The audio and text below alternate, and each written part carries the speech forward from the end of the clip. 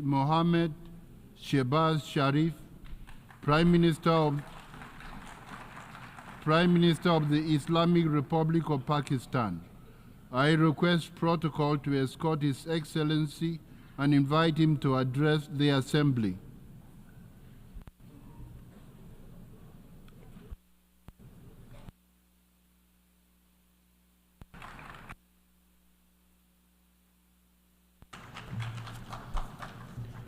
Bismillahirrahmanirrahim.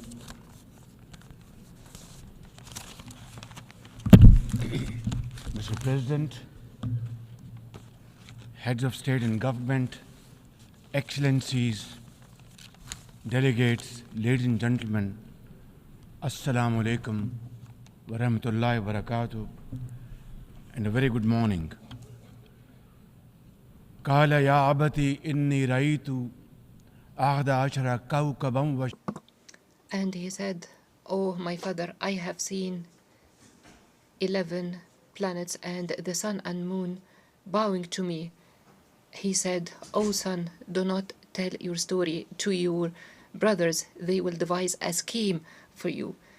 The devil is the enemy of humans." Honor for me to address the United Nations General Assembly for the second time as the Prime Minister of a country that has always been a proactive member of the UN Assembly. I would like to congratulate you and wish you all the success, Mr. President, on your election as the President of the 79th session of the UN General Assembly. I would also like to appreciate the efforts of Ambassador Dennis Francis for his skillful stewardship of the 78th session of the UNGA. Mr. President, the father of our nation, Quaid-e-Azam Muhammad Ali Jinnah, declared in 1947 that we stand by the United Nations Charter and will gladly make our full contribution to peace and prosperity of the world. Pakistan has stood by this commitment unwaveringly. Today, we are facing most daunting challenges to the world order. Israel's genocidal war in Gaza, a dangerous conflict in Ukraine, destructive conflicts across Africa and Asia, rising geopolitical tensions, resurging terrorism, galloping poverty, stifling debt, and the mounting impact of climate change, we feel the chill of a new world order. In response to these challenges, our Secretary General Antonio Guterres called for the Summit of the Future. It led to the adoption of the 54 actions on development, peace and security, technology and global governance in the Pact of the Future. Mr. President, today I stand before you to express the searing pain and anguish of the people of Pakistan at the plight of the people of Gaza. Our heart bleeds as we witness the tragedy unfolding in the Holy Land, a tragedy that shakes the very conscience of humanity and the foundation of this institution. Mr. President, can we, as human beings, remain silent while children lie buried under the rubble of their shattered homes? Can we turn a blind eye to mothers cradling the lifeless bodies of the children? This is not just a conflict, this is systematic slaughter of innocent people of Palestine.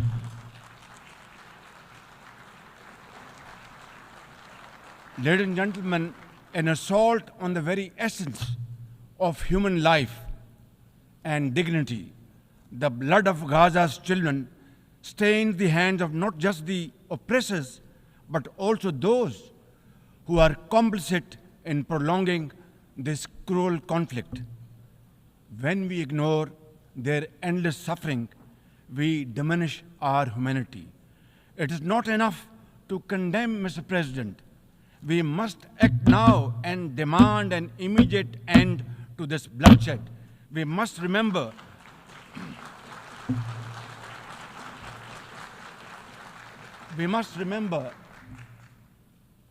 that the blood and sacrifice of the innocent Palestinians will never go waste. We must worry about their plight and difficulties and stand by them. We must work for a durable peace through the two-state nation. We must seek a viable, secure, contiguous, and sovereign state of Palestine based on the pre-1967 borders with Al-Quds al-Sharif as its eternal capital, and to advance the goals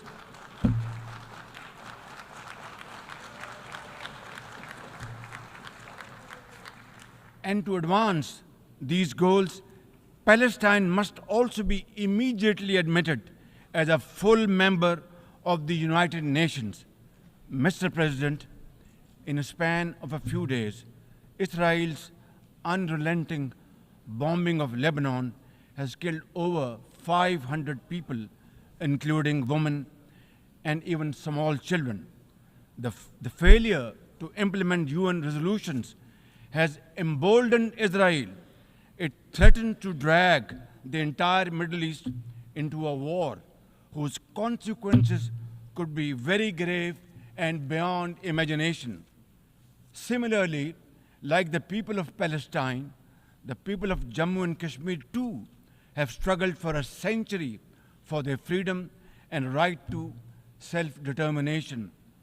Instead of moving towards peace, India has resiled from its commitments to implement the Security Council resolutions on Jammu and Kashmir. These resolutions mandate a plebiscite to enable the people of Jammu and Kashmir to exercise their fundamental right to self-determination. Ladies and gentlemen, since the 5th of August 2019, India has initiated unilateral illegal steps to impose what its leaders ominously call a final solution for Jammu and Kashmir. Day in and day out, 900,000 Indian troops terrorize the people of occupied Jammu and Kashmir with draconian measures including prolonged curfews, extrajudicial killings, and the abduction of thousands of young Kashmiris. At the same time, in a classic settler colonial project, India is seizing Kashmiri lands and properties and settling outsiders into occupied Jammu and Kashmir in their nefarious design to transform the Muslim majority into a minority. This hackneyed tactic is employed by all occupying powers, but it has always failed.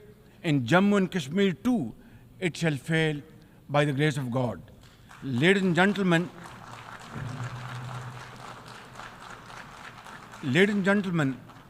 the Kashmiri people are resolute in rejection of the false Indian identity. The New Delhi seeks to impose upon them very, very severe conditions, and atrocities are being committed every hour.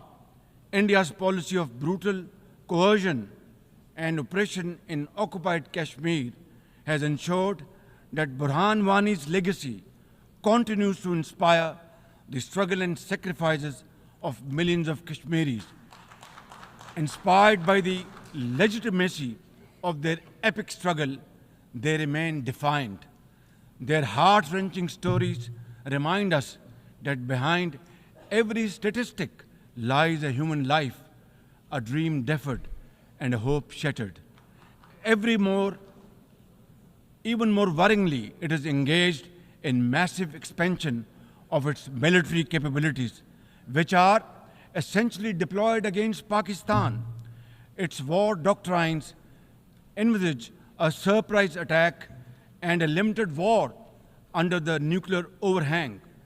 Thoughtlessly, India has spurned Pakistan's proposals for a mutual strategic restraint regime.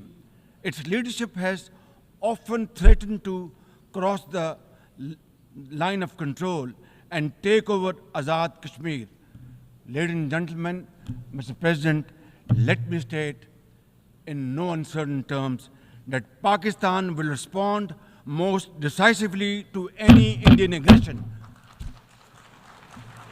Therefore, to secure durable peace, India must reverse the unilateral and illegal measures it has taken since 5th of August 2019 and enter into a dialogue for a peaceful resolution of the Jammu and Kashmir dispute in accordance with the UN security resolutions and the wishes of the Kashmiri people. Mr. President, remember, illegal occupation creates a fresh hell every day in the killing fields of Palestine and in the pristine valleys of occupied Jammu and Kashmir. Apart from conflicts, Mr. President, the 21st century has brought a cascade of crises, including the reversal of development and the mounting impact of climate change. 2 years ago, my country was devastated by catastrophic floods, causing $30 billion in damages. It is now clear that each summer will bring blistering temperatures and trigger fresh climate impacts. Pakistan emits less than 1% of global carbon emissions, yet we have paid a very heavy price for no fault of ours. This is most unfair in any calculus of global justice. We must uphold the axiom, the polluter must pay. Ladies and gentlemen, Pakistan looks forward to fulfillment of commitments made by our development partners to support the achievements of the SDGs and climate goals, including a new annual goal beyond $100 billion in climate finance. Mr. President, with nearly 100 developing countries trapped in the vicious cycle of debt and liquidity crisis, which I always call a death trap rather than debt trap, achieving the SDGs in these circumstances remain a distant mirage. The international financial architecture, which the Secretary General has described as morally bankrupt, and the world trade and technology regimes must be reformed and aligned to promote development and global equity. Mr. President, since assuming office in March this year, the progress and prosperity of my 240 million people has been my singular focus.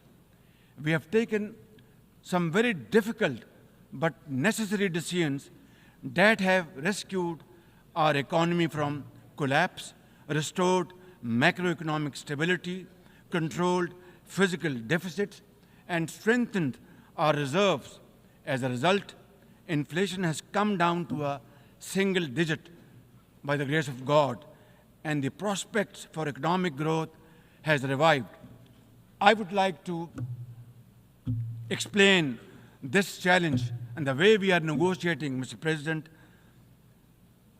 by reciting a stanza from a poem which enormously makes me very emboldened, very brave, and hardworking, and commit untiring efforts. And this stanza is a befitting example of hard work and, of course, facing challenges and then pave the way for success stories. And stanza is, when things go wrong, as they sometimes will, when things go wrong, as they sometimes will, when the road you are trudging is all uphill, when things go wrong, as they sometimes will, when the road you are trudging seems all uphill, when the credits are low and debts are high. When the credits are low and debts are high, when you want to smile, but you have to sigh. When you want to smile, you have to sigh. When care, read health. When care is pressing you down a bit, when care or health is pressing you down a bit, rest if you must, but don't you quit. This is how, Mr. President, we have learned to face our challenges and negotiate the most daunting challenges we have faced. Mr. President, situated at the crossroads of South and Central Asia and the Middle East, we have prioritized geoeconomics and regional connectivity to secure win-win outcomes for our people. The second phase of the landmark China-Pakistan Economic Corridor has been successfully launched through the APEX Special Investment Facilitation Council. We are mobilizing investments in resilient infrastructure, renewable energy, minerals, sustainable agriculture, and technology. This will herald a new era of development and modernization in my beloved country. Ladies and gentlemen, for 2 decades, Pakistan has fought terrorism boldly and most successfully, defeating terrorist groups within Pakistan. We have paid a very heavy price. 80,000 of our brave soldiers and civilians have been martyred, including innocent school-going children. And the gory memories of APS school carnage haunt us till date. Our economy has suffered a loss of $150 billion. Unfortunately, today we are again confronted by a new wave of externally financed and sponsored terrorism, especially by the TTP, Fitna al-Khawarij, and its associates. Ladies and gentlemen, make no mistake, inshallah, by the grace of God, we are determined to eliminate this threat as well through our comprehensive national effort by the name of Azm-e-Istehkam, meaning resolve to promote peace and stability. And we will work collectively with the international community to combat all forms of terrorism and reform the global counterterrorism architecture. Mr. President, Pakistan seeks the earliest possible normalization of the situation in Afghanistan. We join the UN's appeal for $3 billion in humanitarian assistance to the millions of suffering Afghan brothers and sisters. At the same time, we endorse and share the international expectations that the Afghan interim government would respect human rights, including the rights of women and girls, and promote political inclusion. In particular, the interim government must take effective action to neutralize all terrorist groups within Afghanistan, especially those responsible for cross-border terrorism against neighboring countries. These include ISIL-K, Daesh, the Al-Qaeda-associated TTP, Fitna al-Khawarij, Majid Brigade, the BLA, and other terrorist groups which unfortunately are seen on Afghan territory. Mr. President, another troubling global development is the escalation of Islamophobia, which is now manifested by frequent desecrations of the Holy Quran, attacks on mosques, negative stereotyping of Muslims, and acts of discrimination and violence against them. The most alarming manifestation of Islamophobia is the Hindu supremacist agenda in India. It aggressively seeks the subjugation of 200 million Muslims and the obliteration of India's Islamic heritage. Pakistan and the OIC will work with the UN Secretary General and the Special Envoy to implement a plan of action to combat the scourge. Ladies and gentlemen, Pakistan seeks an immediate end to the tragic conflict in Ukraine and its peaceful resolution in accordance with the UN Charter and international agreements. Ladies and gentlemen, Pakistan has a long and proud history of solidarity, friendship, and cooperation with the nation of Africa. We will continue to cooperate with them to counter terrorism and resolve regional conflicts, including through UN peacekeeping and peace building in the region. Finally, Mr. President, as we leave this august hall, we must carry with us a message for our people that the weak are not voiceless, that the oppressed should not lose hope, that poverty is not preordained, and that Allah Almighty promise of justice and equality in our terrestrial home must be respected. I thank you all and thank you very much for your time. God bless you.